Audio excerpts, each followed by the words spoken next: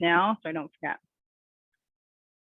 So this filter here is specifically, we're choosing the number of calls equals 0, meaning these are all leads that we have never logged a call on, okay? The phone validity filter, we're selecting unknown or valid because this is a call list. We want to make sure that we essentially are producing a list that we could potentially call these people. And the pipeline is indicating that we have not made contact with them. So either not sent new lead or tried to contact. So in order to create this filter, you're just giving it a name, whatever you want to call it. Now, just as a side note, this is in alphabetical order, okay? So that's why I put the number sign instead of, like, I could have just done 1, it doesn't really matter. But I put the number sign so that it went in order. I didn't have to, but it'll put it 1, 2, 3, 4. Now, as with the special characters, okay, those are also in sequence, kind of like in alphabetical order from the left to the right of your keyboard. So meaning an exclamation mark, if I created a filter right now, and I'll do it just to show you, this one here as an exclamation mark and create it as a company filter, it's now going to show up in this list at the top of the list because the exclamation is with the 1, it's the first special character on the left-hand side of the keyboard, if that makes sense to all of you. So to save your filter, you are just giving it a name. And then a company filter will have it show up in the company filter section. This is so, and we create filters, we always throw it in that company section. This is so that if you have other agents that you're maybe partnering with, or you have sub users, you're a team leader and you have them in your account, anyone in your organization will be able to access company filters. Okay, if you create a personal filter, like you see here, and you save it as personal, that's personal to the user account that created that filter, meaning none of your sub-users or anyone else in your organization would be able to see your personal filter. And the same goes for your sub-users. If they're creating personal filters for themselves, you're not seeing those in your list. So that's your first filter. Your second filter that you'd be creating is your need to make contact filter. So this one, we're doing the number of calls and we're choosing the equal to or greater than, okay? And then we're doing 1. So this is producing all the leads that we've called at least 1 time. The phone validity and pipeline, those remain the same, okay? We still haven't made contact with them and we potentially have a good number. Then we're adding in this fourth filter, which is the was not contacted. We're selecting the phone. And then here we're changing it to all leads within the last number of days. And this is 2. So this is so you're calling your lead every 2 days. Now, some of you may want to change it to 3 or 4, entirely up to you. The key factor in all of this is consistency, right? So we got to just be consistent. If you're only going to call every 4 days, make sure you are calling every 4 days. We want that lead to keep seeing your number popping up on their call display. That's what's going to get them to answer, okay? So this filter here, again, we can see there's 12 people in here. As soon as we call somebody, so if I was to just even simply log a call on this person, let's just say it was today, and let's say there was no message left.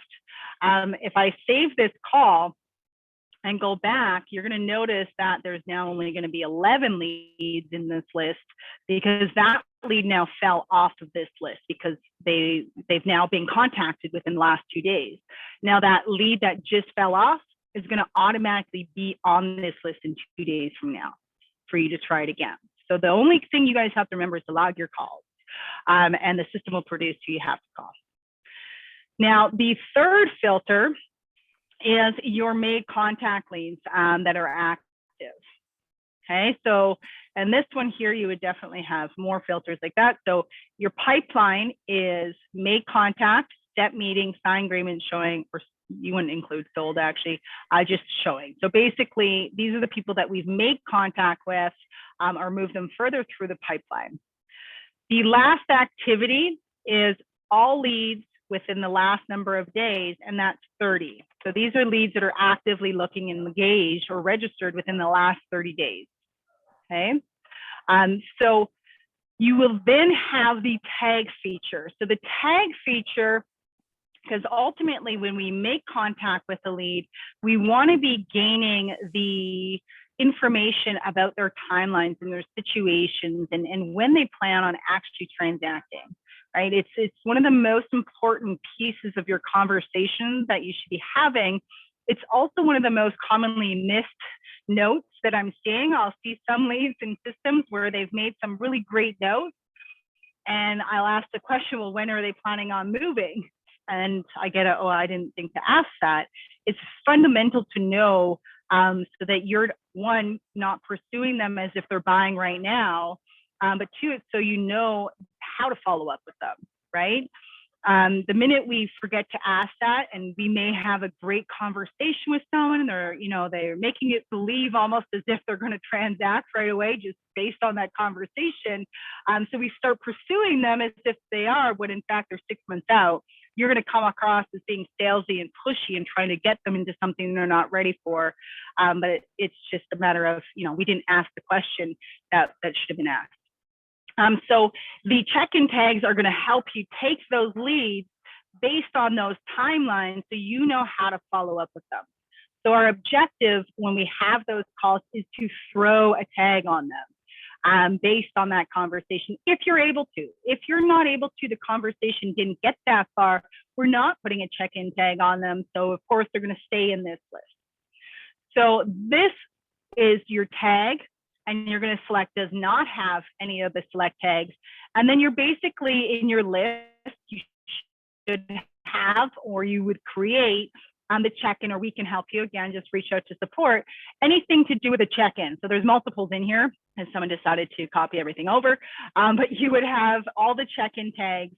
That's what you would want in here, making it so that anyone that has a check-in tag on them is now going to fall into their appropriate list here, okay, which we'll go over in a moment. So this list, what you guys would be looking at is people that we've made contact with, whether it be through text or a phone call, but we've yet to have a conversation to really understand how we should be following up with them and how often we should be following up with them. So we obviously want this list to be at an empty spot because we want these people on the appropriate shelf so we know how to follow up with them. So our goal is to keep reaching out to these people to get them to that point. Now, some of you, and this is very situational, some of you may end up having 60 leads in this list that you're still just trying to get a hold of again to be able to put the appropriate check-in tag on them. So you can add, if that's the case, a was not contacted by phone kind of feature, and then specify the number of days. So whether it's every 7 days you're calling these people to try to get them on the phone or what have you. So then that way this list is kind of always rotating. So you know who you've already tried to call this week and who you need to actually try to call this week. And it's always just going to produce the appropriate person based on you logging those calls. Okay, so that is this filter here. Now, for some of you, it may be empty, which is great, right? Maybe you've already been, you've been tagging everyone and there's no one really in this list.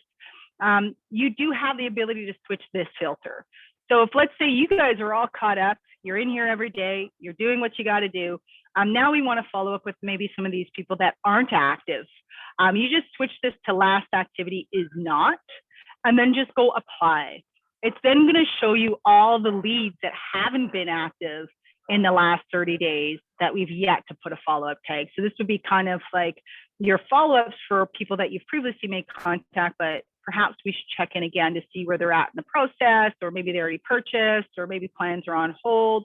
Maybe they're still actively looking, right? So they just haven't engaged on the listings you've been sending them.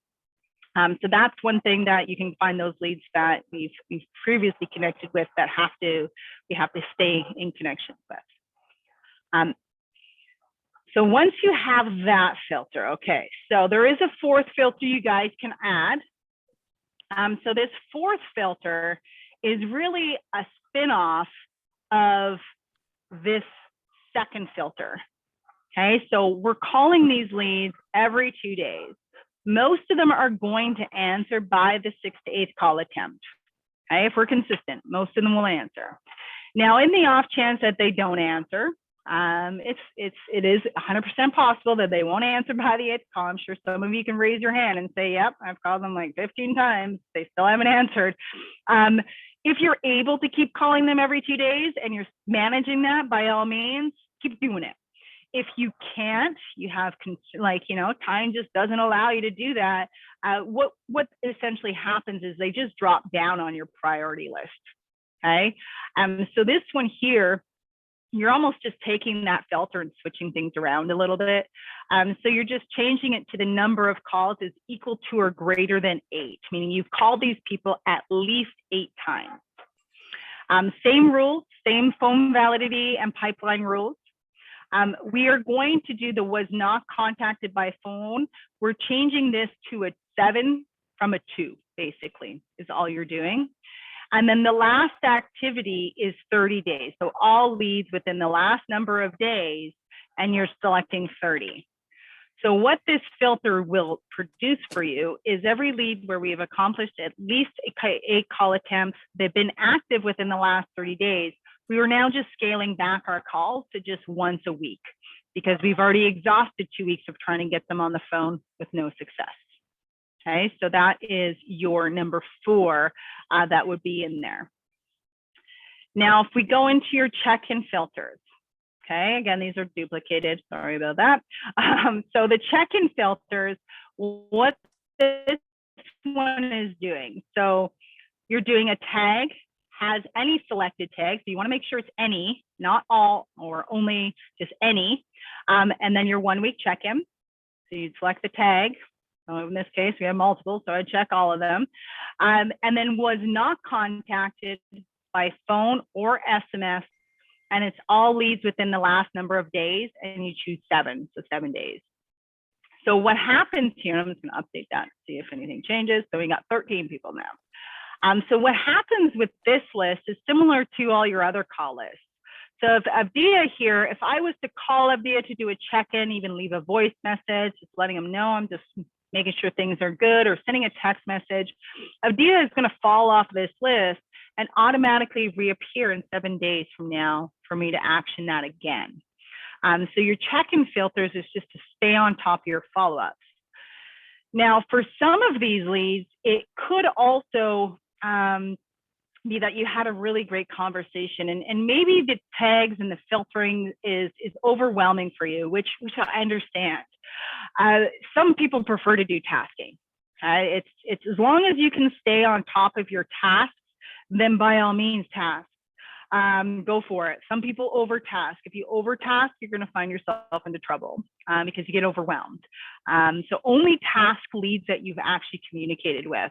Do not task leads that you're trying to get a hold of. That's exactly what your number 1 and number 2 filters are for, is to really just get a hold of those new leads. So if you wanted to task these leads in addition to, or instead of tagging them, just create your task on them, right? So we have some overdue tasks here. I can push this task out. So let's just push it out for, 90 days and save it. We're still not even at,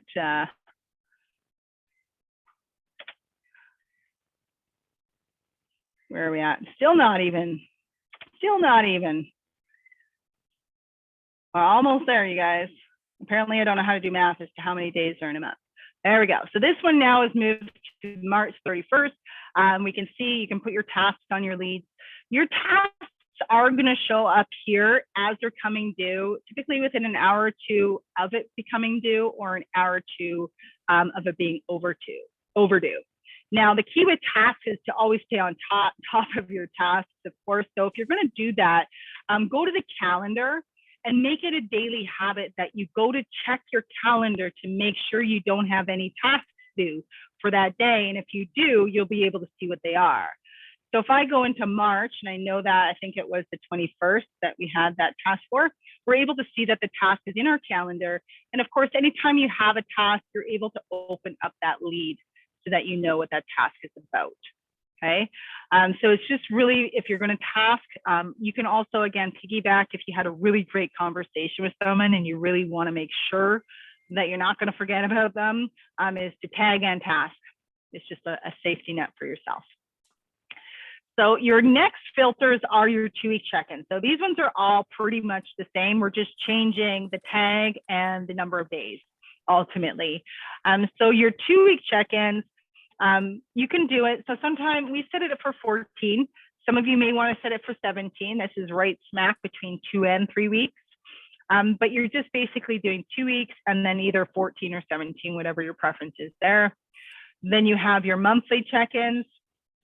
So your 1 month check-ins, these are obviously 30 days. This one here, we take the SMS component off. So we want to be checking in with them by phone every month, that sort of thing.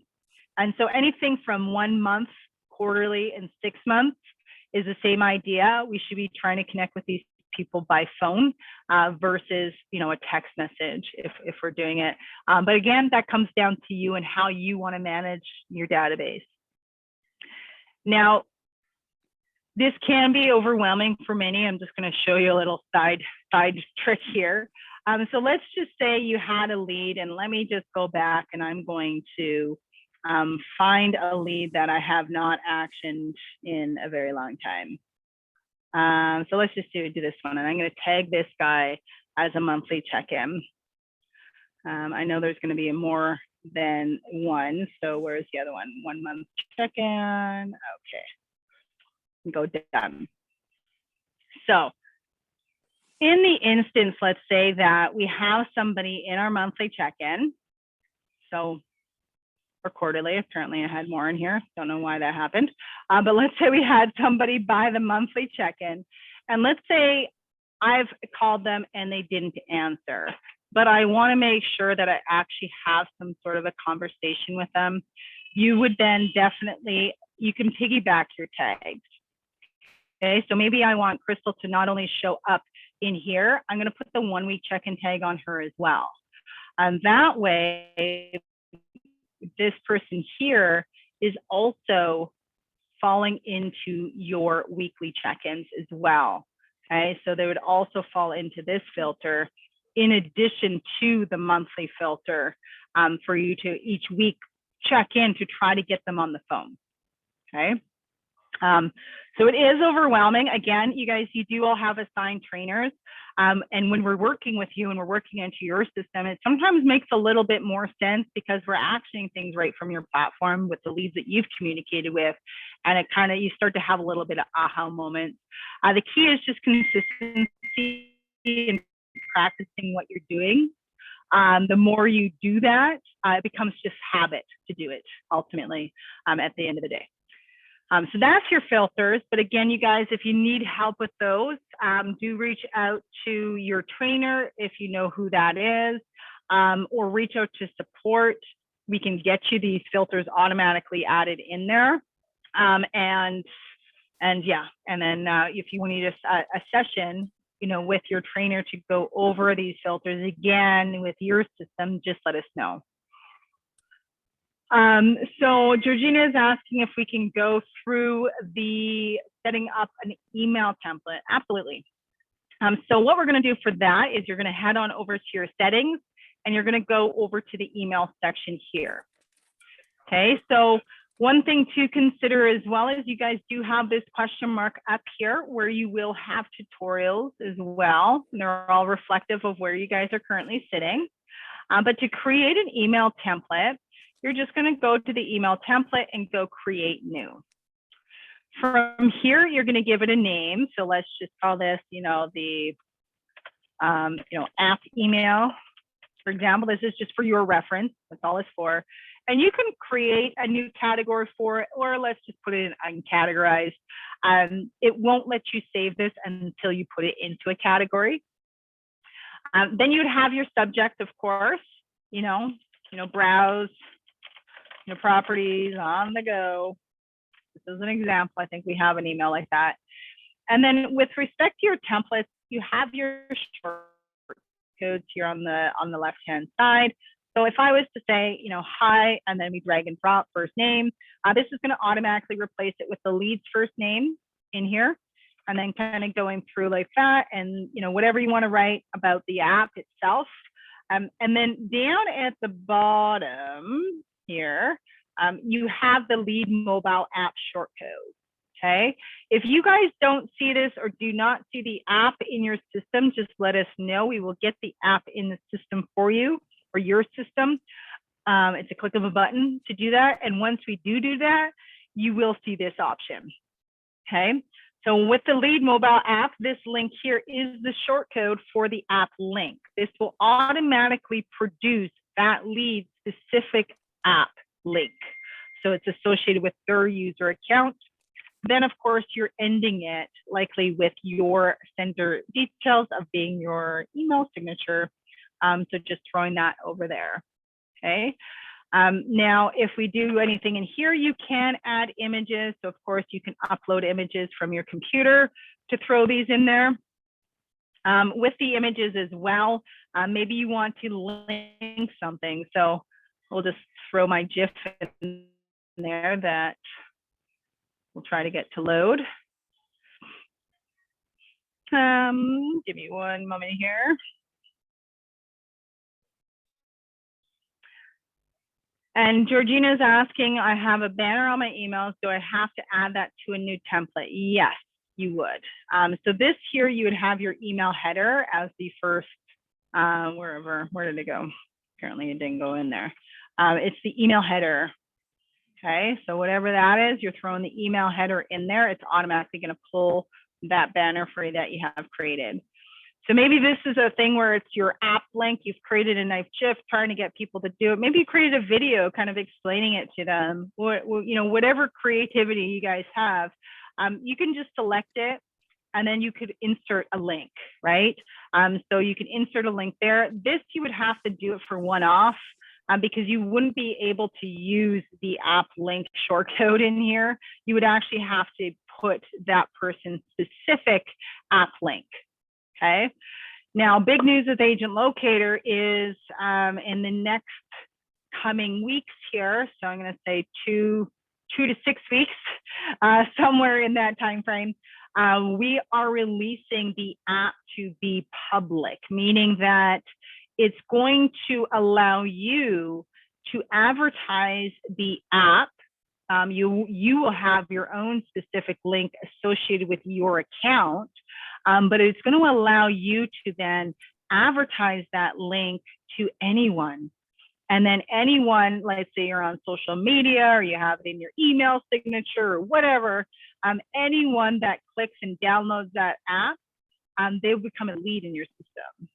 Okay, so that's exciting. So this is where that would work, is if, let's say, you had your own unique app link and you just want them to download it, then that would work for sure. But in this case, you would have to have their direct app link. This would be more or less to be sending off, but you could edit it. You would just have to send those emails one by one. Unfortunately, you wouldn't be able to do it as a mass action at that point. So you can link in there. You can, of course, hyperlink text. So this, just as an example, we can link any kind of text in your emails as well, and what have you. So once you've saved it, it will show, your app email. So if we go into any lead in here and act as if we're going to send that app email,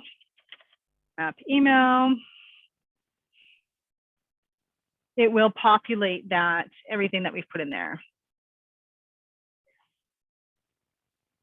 So with the new update, that not currently, Georgiana, but when that new release comes out in the coming weeks, yes, a lead will not have to be in your system in order for you to share a link with them. Okay. But for now, they have to be in your system, because every lead, so you can see here, this is my unique ID associated with my account. Okay, but this is how it would show. They would get that there. That's the link there. Apparently, I don't have that email header saved, so it's not showing. It doesn't show the shortcode. The system just knows there's no header to put there, so it's not producing anything. And then, of course, these are, for whatever reason, we have multiple people for the email signature, but this is more or less the email signature that we threw in there. And of course, you can send these to yourself as a test. before sending it off to those individuals in there. So hopefully that answers your question a little bit there. Perfecto. Now, any more questions, you guys? You guys have gone silent on me.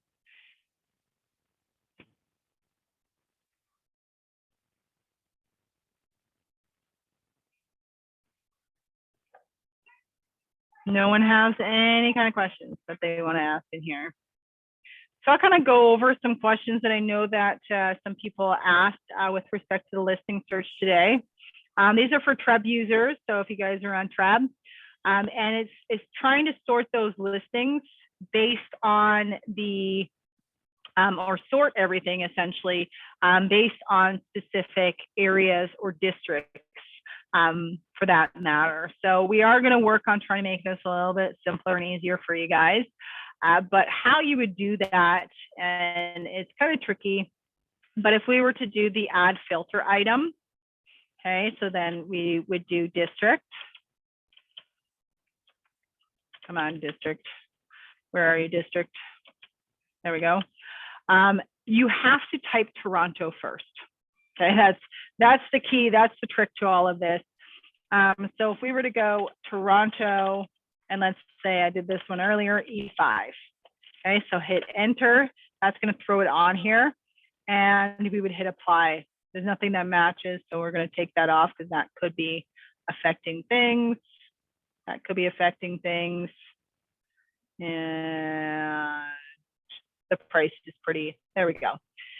So now all these listings here are in the district of E5. Okay. Georgiana is asking, the template for the text is the same? Yes, absolutely. It's the exact same thing. The only thing that's different, there is some different short codes in there. So signature will not work. Okay, so signature will not work in a text message. It will literally go out to your lead saying signature. So don't do that. Don't do that. So that's your Toronto. So if you wanted to do district, and of course you can add more. This is just an example there. Another is specifying a specific area, perhaps through recognizing like Etobicoke, for example, whether you're using districts for that, using community filter for that, or doing a polygon. Okay, so with the polygon, you can be very specific about a unique shape that your client or lead may be looking for or within. So you have this show map here. This is going to pull up your map, and let's just go Toronto so I can get kind of centered into Toronto here. And let's say, I don't even know what the boundaries for Etobicoke are, but just kind of throwing it out here. So we can maybe, if we wanted from here, and I'm just going to pull this all out, all the way out to, let's say, Alderwood and to here. So this would then be my shape. Of course, if this wasn't what I wanted, maybe I wanted everything to fall along here, I can definitely do that. You just have to click more. I didn't mean to do that. I meant to reset the polygon. So you just have to add more clicks to do that. Okay, so you follow along the line is essentially all you do. So follow exactly where you want it to go, drop that marker, and it allows you to have a more unique shape that might cover the areas that you guys are looking for. And again, you apply the polygon, apply it, and then you'll be able to see whatever listings are falling within that area. Now, Shabana, I see your hand is up. Is that from before? Did you have a new question that you wanted to ask? No, it's still up from that last Okay, okay. Oops. No worries, no worries. Just making sure, just making sure. So that's how you would do that. Is there any questions with respect to the search area that you guys may be struggling with a little bit, or just need some insight on?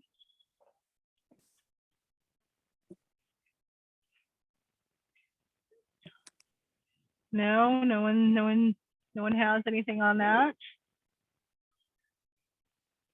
Okay, not a problem. You guys are experts already. Oh, Georgiana, allow George. Oh, where'd she go? Georgiana, did you want to talk? I can allow you to talk. You can talk if you like.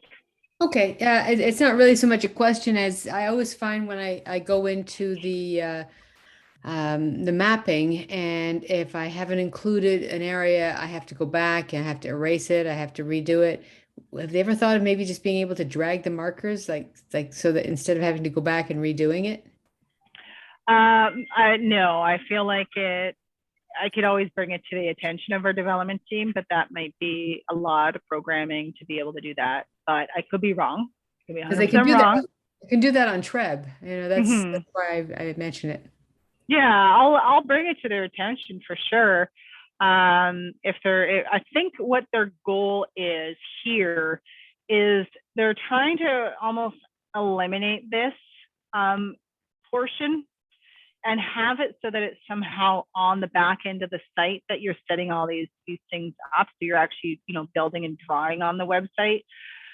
The only thing I don't like about that, especially a polygon on a website, and just to kind of get, kind of bring that here, let me just go training Legion. Unless they change things, they may change things. I don't know. I get notifications and talk to our team about it. But the only thing that I don't like is it's free form, right? So if I'm going in here, it's a lot harder when I'm free form drawing on here to be, very accurate with my drawing because I'm using a mouse, right? Unless I had a touch screen where I could, draw very, very, very, well, I guess I'm not that bad. But it's being able to just draw that area, right? So it may work out easier because again, if we wanted to be very unique with our shapes, we definitely have that ability to do so. Kind of throwing everything and like drawing a very unique shape if we really wanted to on here. So that I don't know when they plan on doing that because they keep talking about it, but I don't know what the actual plan is with respect to that. But can definitely bring it up. But yeah, I can understand like sometimes that polygon, I'll do something and then I'm like, oh, and the things overlap and you're like, oh man, so you got to do it over again. So I do understand some of that frustration around that in there. Right. For sure. One of our more recent updates that we will be doing in here, and it'll be in one of our upcoming releases for updates, is the pipeline statuses. So is having some additional statuses in here for a lead that's non-responsive and basically giving you the opportunity as to set what that is. So how many call attempts or how many SMS attempts type of thing before you kind of deem it. Like I've called them 8 times non-responsive or called them 15 times non-responsive. Doesn't mean you're not going to call them. It's just more for your purpose of being able to filter the leads. The other is the garbage. So instead of it saying garbage, we're going to change it to, I don't know, they might change it to say archive instead or keep it at garbage, but they are archived essentially. So what happens then? So currently if we mark a lead as garbage, you guys are still seeing them in your dashboard, right? So you still see garbage leads in these pipelines. So what they would actually do is the archive leads would actually disappear.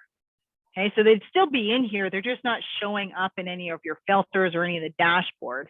You're going to be able to search for them as well, by name or even by that status. It's just they're not going to convolute your screen of what you're looking at right here with a whole bunch of garbage leads. They're just going to be archived and kind of hidden out of view. So you're not going to be staring at those. So those are a couple changes. So I know that change is coming in the next, I think it's the next release that one might be, or maybe the release after that we're doing that. So we're constantly adding and improving and changing things. The other is with your campaigns is being able to assign a campaign just by adding a tag to somebody.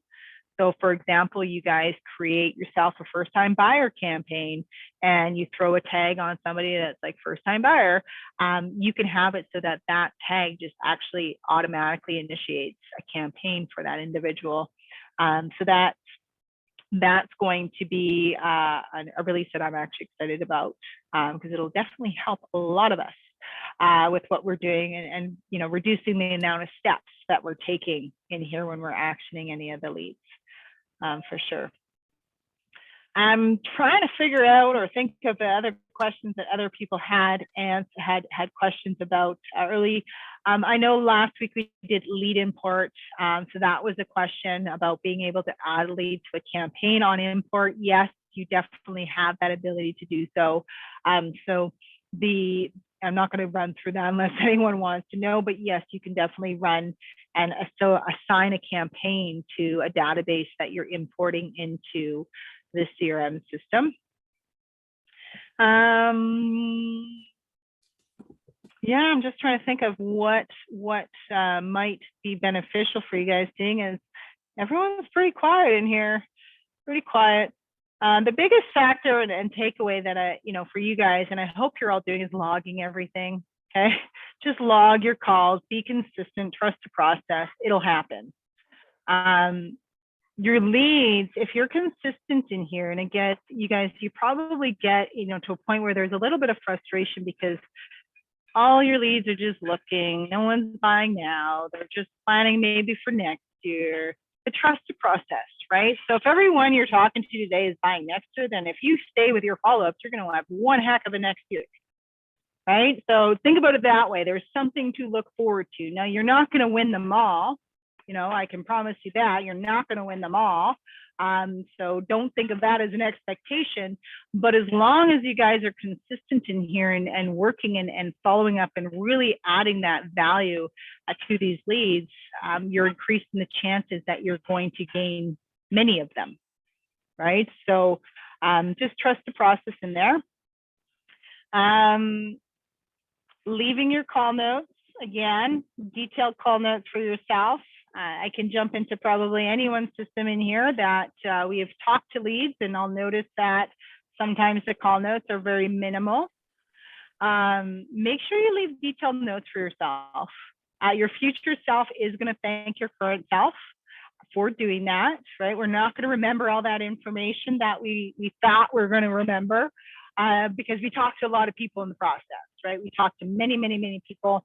So it's very easy to get people mixed up or just simply forget, right? So it just makes you sound that much more knowledgeable and actually like you care and were involved in that initial conversation when that did happen, or when you did have that. It just, when you're calling back, hey, just want to see, last time we spoke on, the 17th here, February, you were going to do this. And, I just want to make sure that, we're still on, if there's nothing I can be doing for you, whatever, right? It just sounds like you were actually there, you care, and you want to help them through this. Raman, what kind of question do you have for me? Hi, yeah, I have a quick question. Is there any way to bulk change when the email is gone to leads? So what's happening is that I have leads signing up, and based on that, the email goes out to them. So some of the emails are going out at 9 o'clock or 10 o'clock, and then they are active leads, but they get on at 10 o'clock, and it's not appropriate to call them at 10 or 11 o'clock.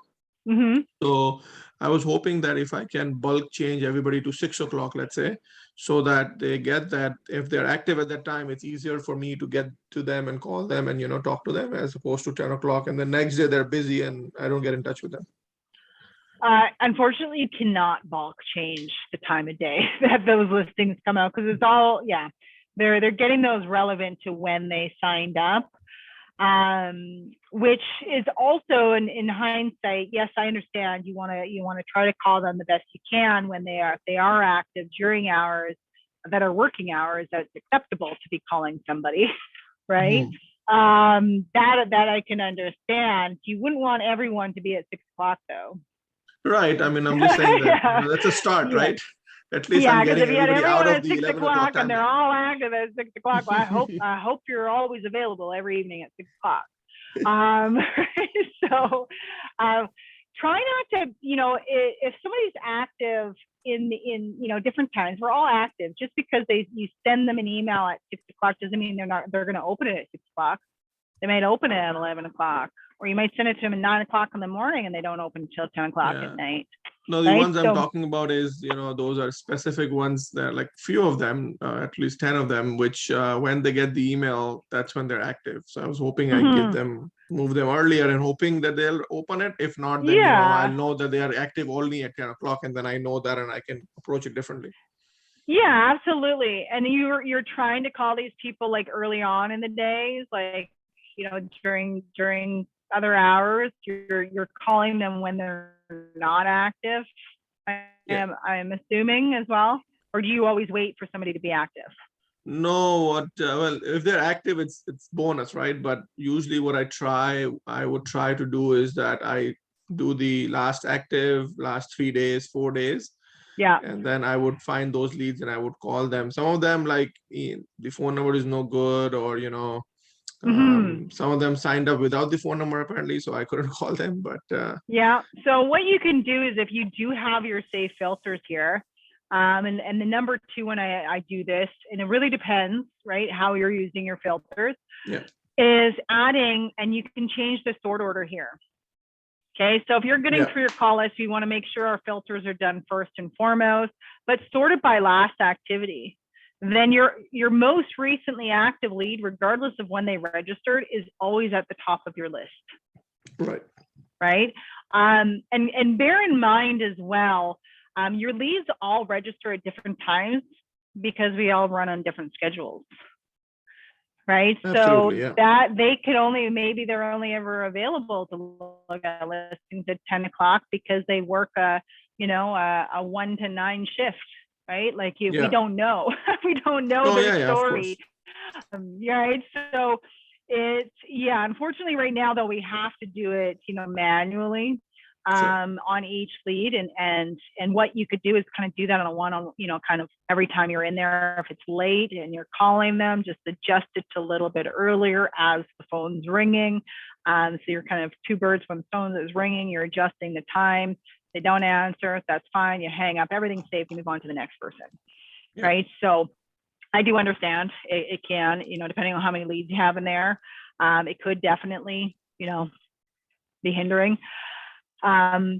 Switch up the time of days you call it, or time on the days during the day that you call as well. And I'm not just saying as for you, but for everyone out there, is to never have the same routine daily time that you call your leads.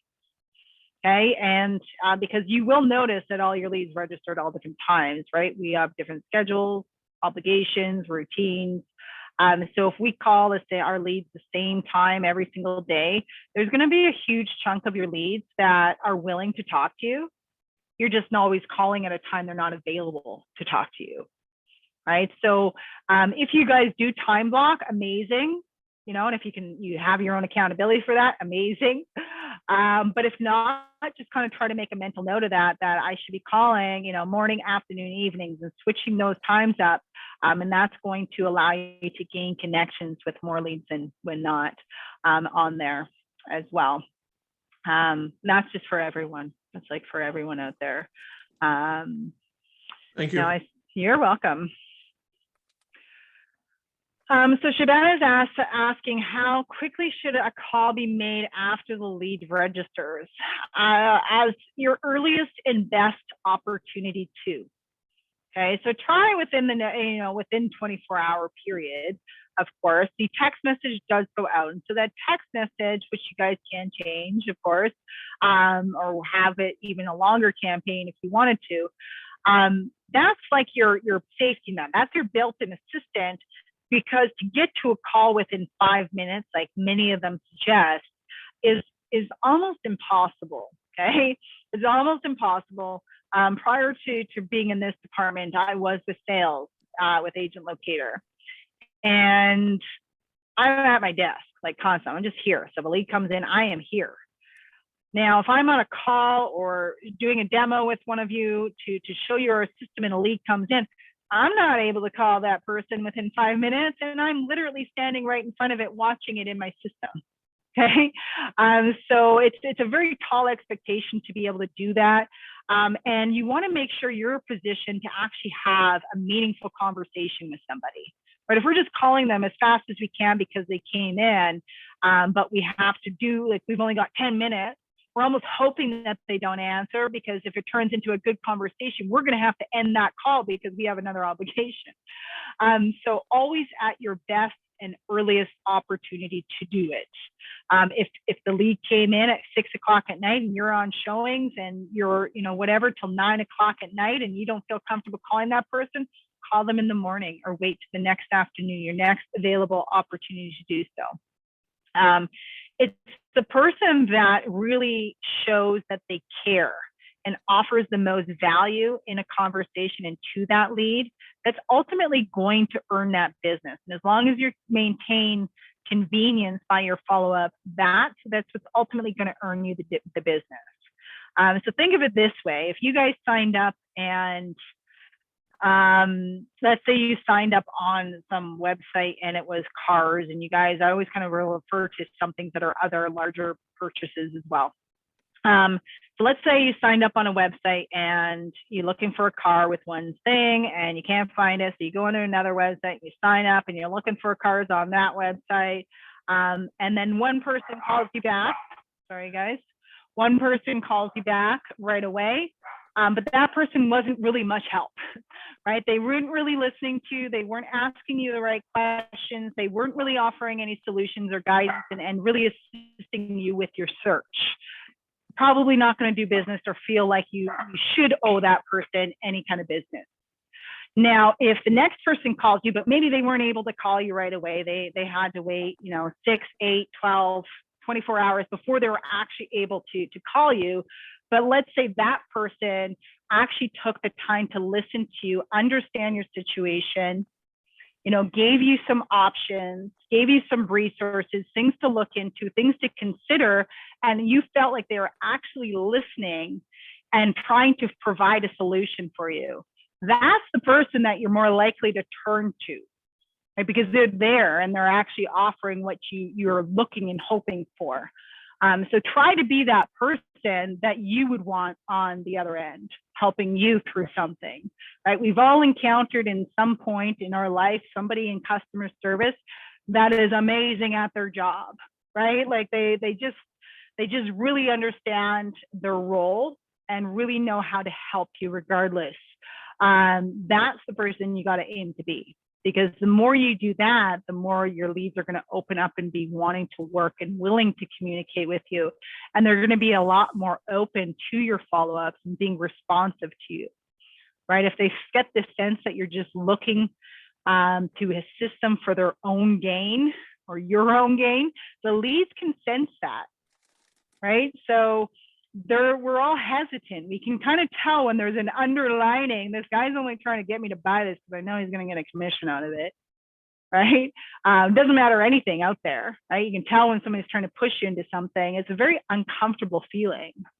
And we will do anything in our power to resist a conversation with that person in the future. We're not going to put ourselves in that position again. So, just listen to your leads, offer solutions, really, and ask them how you can earn their business, right? I understand, Crystal, you're probably not going to be moving for, maybe next year. What can I be doing for you right now to help me earn your business? Is there anything I can do for you? Any resources, any information? Let me know. I'm here to help. I want to ultimately earn your business. Right? So leads will respect that. They also get caught off guard because who the heck asked them that question? Right? We're also eager to gain their business, but we don't ask them how we're going to do that. And everyone is different, right? What's their expectation? What do they expect from you in order to hire you, right? So you're setting the stage there. Before we go here, just trying to talk about objections. I know you guys probably have many of your leads, many of them, telling you that they're just looking. Right? So all of us are always just looking. We're always looking. Doesn't matter where we are. We're in the clothing store, we're just looking. Right? We're in Best Buy, we're just looking. Maybe in the grocery store might be a different situation. If we walked in, someone's like, hey, is there something I can help you find? We're like, yeah, where are the tomatoes? You know, that might be a different if we're in a hurry, right? But usually we're so self-able that we're always just looking. It's just a passive way of telling someone that we're good. We don't need your help. I'm able to do this. Your best bet in those situations is just to keep the conversation going, you guys. A lot of the competition out there cannot do that. They can't keep the conversation going. So ultimately, what happens with a lot of leads, and even some of our clients in Agent Locator, you know, everyone's learning, we're all developing. We'll get everyone's just browsing, no one's serious. These are all garbage leads. What ultimately, when I look and I have discussions and talk to these agents, they're never digging a little bit deeper to figure out what just looking means for that specific person. We all have a different, you know, what that means for all of us, right? So a lot of your leads will actually be just looking and have intent on moving within the next 6 months, okay? But if you don't ask the appropriate questions, you're not going to ever know that, right? And you're just going to deem them as garbage. You're just browsing. Some of them will be active, ready to move right away. So just keep it going. Give them the affirmation that just looking is fine. You know, Monica, you know, every buyer I've been speaking to lately, they're pretty much in the same situation as you. They're just online, checking out the listing, they're browsing. How long have you guys been looking for? How have you thought it? What are your thoughts on the market? You know, what would have to move? What would have to happen, Monica, in order for this move to be possible for you guys then? Okay, great. Do you guys currently own your home? You guys renting? Right? So just keep asking and having that conversation with the person. Their walls will actually drop because they now recognize that, hey, this person's not trying to sell me anything. They're actually just trying to learn a little bit more so that they know how to help me. And you'll be surprised that you'll have a lot of leads in there that are just looking, that have true intent. They all come in here with some level of intent. It's just pulling off the layers to figure what that is. The next objection that you guys will have is the whole agency, and I always kind of tiptoe around this, is the agency questions. If you feel it's necessary right out of the gate to ask your lead if they have an agent, by all means, do not ask that question directly, okay? If somebody was to ask me today if I had an agent, what do you think my answer would be? I'm not looking for a house. But if someone was to ask me that question right now, what do you think my answer would be? Yes. It would be yes, exactly. I know so many realtors. Why wouldn't I have one? Right? I'm not actively working with anyone, but I can pull one out of my pocket in a heartbeat, right? So your leads will do the same thing. Ask your neighbors, ask a friend, how many realtors do you know? So it's very easy if you ask that question directly that your lead will say, yes, I have an agent. And in fact, they just know an agent. So if you want to ask that question, do it in a roundabout, indirect way. Ask them, you know, if they're just browsing or they're just looking, however it comes up in the conversation. So just curious, have you guys just been primarily looking online so far? Have you gone out to see any houses yet? Asking them if they've gone to actually go see some houses. If they say yes, that's when you're going to start digging a little bit deeper, right? Oh, how did you guys get in? That's awesome, right? They're going to tell you how they got in, and there's your answer. But if they're just looking online, then you're pretty much in the safety zone right there, right? I'm not telling you guys to steal business from anyone. Again, it's customer service, but ask those questions, a softer approach. Your competitors are out there asking direct, hard questions, like a survey. You've been pre-approved, you have an agent, right? You're pre-qualified, but they're hard questions. It's a very cold approach to your leads. It's not very warm or inviting. So do it in a roundabout way. And you can even do that with, you know, the whole mortgage, you know, pre-approval, when you're going over their price points. You know, just curious, how did you guys come up with this price? Or do you guys have a good understanding what your monthly mortgage payments are going to be on this home of this value? right? It's an indirect way that sounds like you actually care and a little bit more sincere, but it also gives you that opportunity to educate and offer them a solution at that point. Well, here's what I would actually recommend that you do. I know you guys are, still maybe about a year out, you're still saving for your down payment, but there's no obligation. What I would do is go speak, and I have somebody, if you don't know one, speak to a professional. They're going to be able to look to see where you guys currently sit and what you need to be doing in order to get to where you want to be. Right? So then you actually have a plan in place. You're not aimlessly saving money, hoping that that's the solution, because you might actually be able to afford something sooner than you think. Or maybe there's some other underlying factors that you weren't even aware about that you may need to rectify first. Right? So again, you're offering a solution and educating them through that process. Now, the other whole agency is if a lead tells you that they have an agent, ask a question back. Right? Awesome. Who are you guys working with? I'd be happy to share some insight as to, what properties I've been sending you so far, so we can, perhaps, collectively work together to achieve your goals. Asking that question to them will catch them off guard, so you can tell if they're being honest with you or not. But even if a lead does tell you they have an agent, I wouldn't write them off. I call them as future opportunities. They have an agent. Again, I'm not telling you guys to steal business from anyone or break any rules, okay? It's just sheer customer service. So for this one here, for example, has an agent, right? We call those future. Things happen where they no longer want to work with that agent for whatever reason, right? I'm sure some of you have had it happen to you, or have gained a lead or a client from somebody that came from somebody else that maybe didn't have the greatest experience.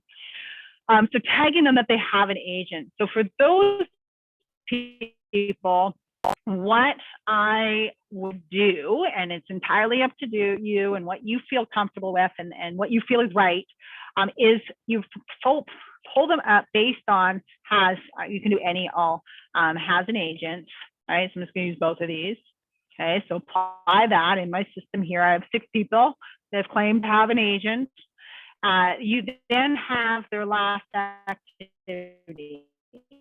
So their last activity is within the last 30 days, right? So only if they're active. And why is this so slow? There we go. Was not contacted. And if I'm cutting out, my internet is just going in and out for a second here, by phone or SMS or one or the other. And it's all leads within the last 30 days. Okay, so if we were to pull, we did this one. So 30 days, activity is in 30 days, was not contacted in 30 days. There's one person in here. This is just customer service, whether you're calling them or if you feel comfortable texting them. Hey, Monica, I just wanted to check in, make sure the listings you've been receiving this past month are still up to par. Let me know if you need to make any changes or adjustments to what you're receiving on your end. I'm happy to help. Right? We're just offering that customer service. You inevitably may earn their business, right? Maybe they were thinking they're going to use their agent, but they're not actually going to use the agent. Maybe you are actually providing more customer service than the person that they thought was going to be their agent, right? Again, do what you feel is most comfortable. It's customer service. We're here to help guide you through this process. I'm not trying to step on anyone's toes or steal anyone's business. I just want to make sure that you're set up for success at the end of the day. But that more or less concludes our session here. Any last questions before we go? Anything popping up in here?